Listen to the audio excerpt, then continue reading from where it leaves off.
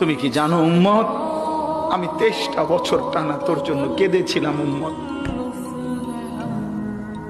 আমি এমন কাঁদা কাঁদছি রে উম্মত তোদের জন্য। এশার নামাজের পরে দাঁড়াইছি, ফজরের আজান পর্যন্ত আমি আমার মালিকের কাছে তোদের জন্য, উম্মতের জন্য চোখের পানি ফেলে কাঁদছিলাম। আমার এত চোখের পানি তোর দিল গলাইতে পারলো না। আমি তায়েফের পাথরের আঘাতে আমার পিঠটা চালনির মতো ছিদ্র ছিদ্র হয়ে গেছে রক্তে।